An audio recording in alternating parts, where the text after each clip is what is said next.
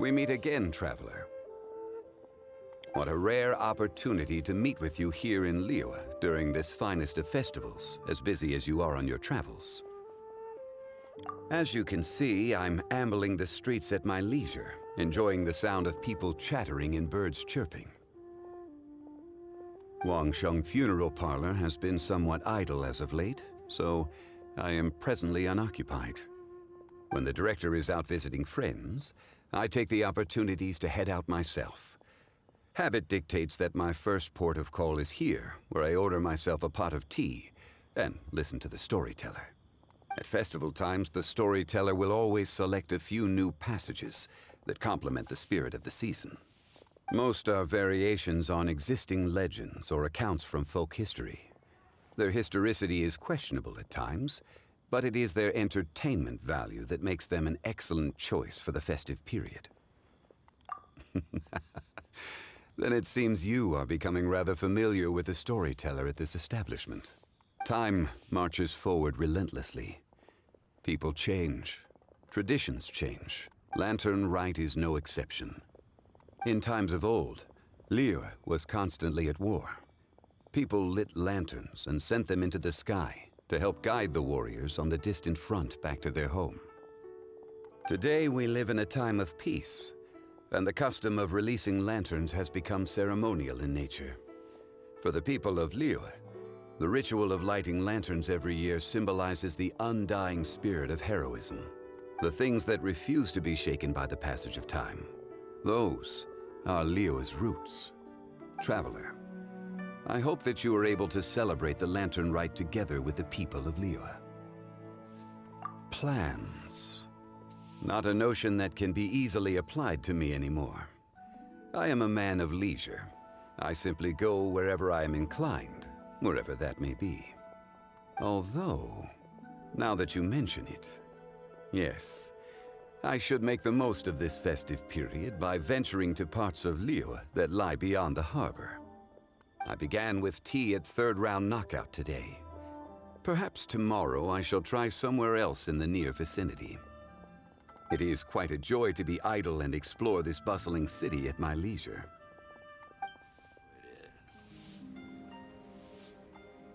Okay. Oh, you're here. I do apologize. Another matter was occupying my mind just now. Hanfeng's Ironmongers has a long history. Ownership has been passed down from generation to generation, and today it is known as the most reputable blacksmith in the land. The art of forging prizes precision and diligence. The tasks of forging weapons and processing ore require a great deal of time and patience. To most, the sound of iron being struck with a hammer is loud and intrusive. But to those who appreciate this art form, it is like the toll of a bell, breathtaking and transfixing. The sound of metal clashing with metal causes one to fall quiet, calms one's spirit, focuses one's attention, and then, with a mind emptied of unwanted thoughts, devote oneself fully to the work at hand. Any talent I possess comes not from natural inclination, but out of necessity. In times of war, weapons are indispensable equipment and highly sought after. The wondrous ley lines of Liyue produce all manner of exquisite ore. It follows naturally that distinguished artisans and prized wares arise in response. But I have always thought that a craftsman's ingenuity is far more valuable than any precious stone. The most accomplished in their craft do not limit themselves to working exclusively with rare ores. Well, traveler, after your long sojourn in Liyue, I trust you will have heard of the houses of Kun and Yun. The House of Kun is a long-established name in the art of forging. To this day, their descendants continue their craft. The House of Yun did not limit themselves to this craft. They branched out into many different disciplines and districts. Their descendants today still uphold the work ethic taught within their family for generations. Even ostensible perfection can oft be improved upon through diligence. This has contributed towards their excellence in numerous fields. Ah, so you are acquainted with Miss Yoon. Yes, the talented Yoon Jin of Liyue operatic fame is indeed a descendant of the historic House of Yoon. Her ancestors changed professions long ago. It was her father's generation that dedicated themselves to the performing arts. In this day and age, the Yoon family's history has been forgotten, and nobody knows of the connection they once had to the art of forging. The evolution of families over the ages has been a profound force in shaping Liyue's history. While you're here, if you have the time, you may find learning about the human history of Liyue to be illuminating. Much that you might want to know can be found in books. Even books change over the generations, causing discrepancies between their contents and the historical facts. But books can function as a mirror for humanity. Reading is the noblest of pastimes. There is always some benefit to be derived. Okay, and that's the second unique dialogue that Zhongli has during the Lantern Rite event. And he'll only come here after you talk to him over at third round knockout, and I guess one server reset time passes, so that's one real life day. Okay, so another update on Zhongli's location during the Lantern Rite. So after talking to him by the shipyard near the blacksmith, and the server resets, basically he moves to over here at One Man Bookhouse. Ah, I wondered if I might run into you again. This makes the third day in a row. Perhaps it is fate rather than coincidence. Yes. After our conversation yesterday, I thought I might visit the bookhouse and see what constitutes popular literature these days. Indeed. Traveler, do you know anything of the origins of books in Liyue? First, people ground wood into pulp to make paper. For ease of reading, they began binding sheets together to make what we now call books. Later, they developed movable type printing to improve the speed and quality of production. Eventually, the technology developed to the point where books like those we see here can easily be produced in great quantities. There has been a proliferation of literary genres and works since that time. Traveler, is there any book from Liyue that has made a particularly strong impression on you? Oh, so you've read it too. The author does not lack for ideas. Sometimes they move in strange directions, and even I cannot claim to fully understand their meaning. But it makes for fresh and interesting reading material, a lot like reading somebody else's biography. Gods and adepti are far removed from the mortal experience. That they are difficult to portray in writing is no surprise. It is true that the Geo-Archon Morax would journey in the mortal realm from time to time. But there was not quite so much ostentatious shape-shifting as the books would have you believe. When the goal is to wander the streets undetected, donning an overly elaborate disguise is somewhat self-defeating. Such discrepancies illustrate the difference between history as it happened and folk accounts based on hearsay. The value of reading accounts penned by others is in the chance to view the world through their eyes. It is very often an unfamiliar sight, though never an uninteresting one. Ah, yes. A memorable work indeed. I have heard that this is an unpopular book, due to its often impenetrable prose, and yet the yakshas described in it are real historical figures. They were loyal servants of Liyue. They lived through a bitter war and sacrificed much. All of Liyue, from harbor to chasm, is indebted to the yakshas for their protection over the years. I believe you have seen one of these yakshas in the flesh. Yes. These days he often appears at Dihua Marsh. He is given to solitude, but I suspect that he would not turn away a reliable companion such as yourself. Should you happen to see him, please, Pass on my season's greetings. All right, and there we go. Okay, so after having a conversation with Zhongli over at Wan Wen Book House, the next day he moves over here at Wangshu Inn. So let's see what Zhongli has to say.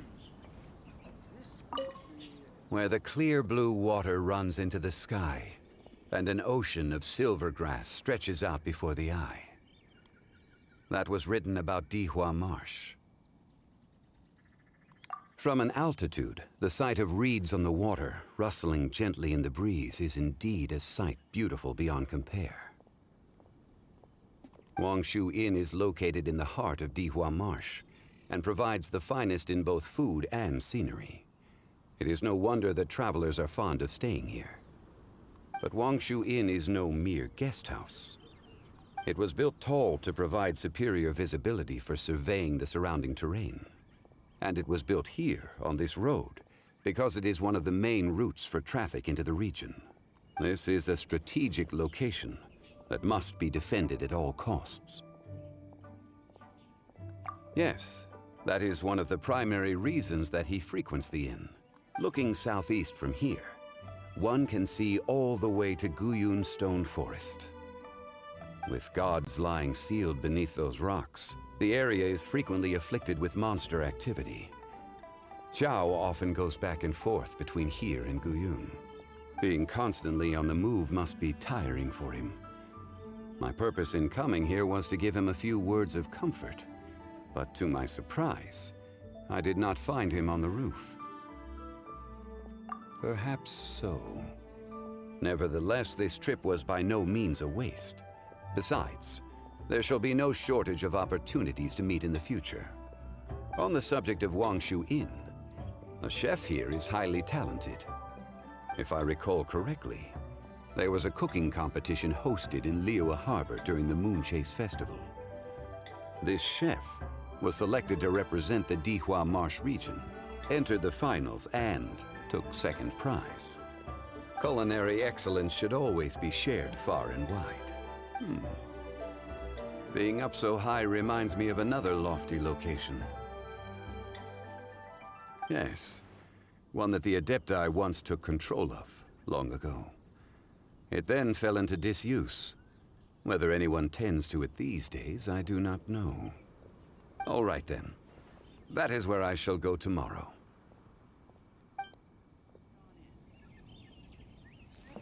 Okay, and there we go.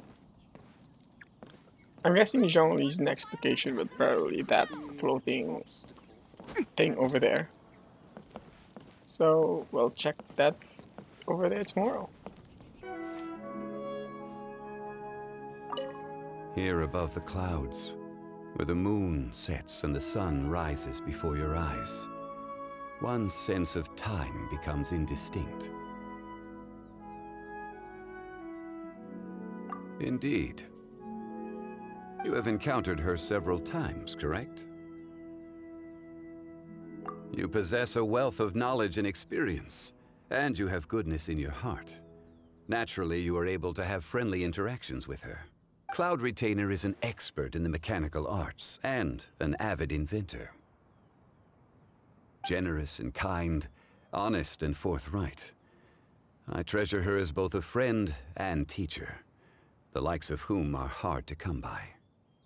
An old friend once said to me that if you ever have a question on the most trivial of affairs, 2 hours conversing with Cloud Retainer will leave you better informed than 3 days and nights talking to every soul in the harbor. Traveler, would you say you agree? Yes, Cloud Retainer does not waste words, but this is no bad thing. She may say that she prefers to keep her distance from the mortal realm, but in fact, she cares deeply for humanity. I believe I have gazed at the mountains long enough. Time for a change of scenery. Tomorrow. Yes. Perhaps I will head further north. Qingse village is one of the more populated places outside of the harbor. I think I shall go there. Okay, so after talking to Zhongli over at the floating platform above Qingyan Peak, the next day he moves to the entrance of Qingsa village, right by the teleport point. Let's see what Zhongli has to say over here. Compared to the constant hubbub of Liyue Harbor, it is far more serene here. It is a pleasant and leisurely atmosphere, not unfit for a festival. On the way over, I saw grandparents preparing meals, children learning to make Shao lanterns. It was quite nostalgic for me. It took me back to the very earliest days of Liyue's history. Back then, most able-bodied adults were busy supporting the war effort or helping to build the city. Like now, the oldest and youngest supported each other, living humble lives. Indeed, their lives were not easy, but the people of Liyue have tenacity and optimism in their bones. They will never stop striving for progress, no matter how much destitution they face. In ancient times, Qingsa village was once ravaged by the Che. It is now several thousand years since it was put to rest.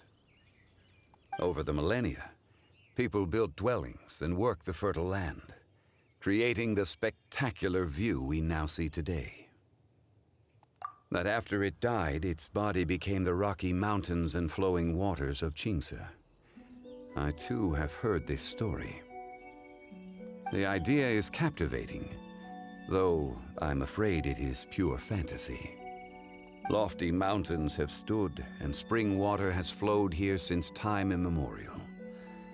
That people now inhabit this place is solely because they have toiled to make it so.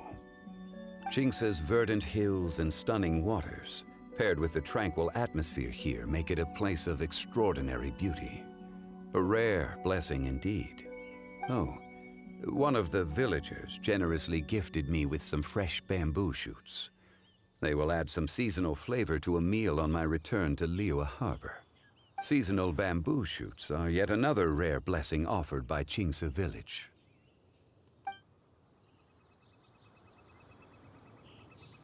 Alright, and there we go. I guess Zhongli's gonna be returning to Liyue Harbor after the server resets, so I guess we'll meet him there. Okay, so the server has reset, and Zhongli is no longer at Qingsa, so he should have moved on back here at Liyue Harbor. Now, look for him.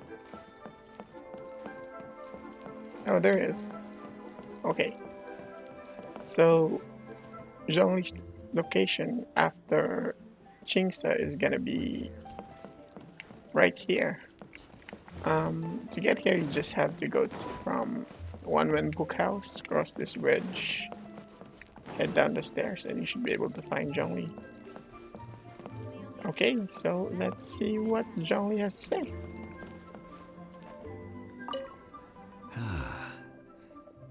This year's Shao lanterns and fireworks seem more exquisite than ever. Yes, after a most worthwhile journey. Had I not heeded your advice, I fear I may have missed out on the scenes I saw. Thank you, traveler. Liyue's beauty always gladdens my heart. There is everything from the graceful to the grandiose, from serenity to splendor. And the ways in which the sights of Liyue stir the heart, they must be seen to be experienced. The people of Liyue today are busier than ever before. Yet still, they head home when the festival season comes, no matter how long the journey takes, just for the chance to sit around the stove and share a joyful time with their loved ones. Even a glimpse of Liyue's scenery on their homeward journey can serve to comfort their spirits. Traveler, this view belongs to you as much as to anyone else. Though your journey ahead may be long and much awaits for you to accomplish, I hope that each time you return to Liyue, sights such as these will put your mind at ease. A safe haven between the mountains, a warm glow that guides you out from a dense forest. Like the stars in the sky, May the lights of this city always shine for you, traveler, even from beyond the clouds.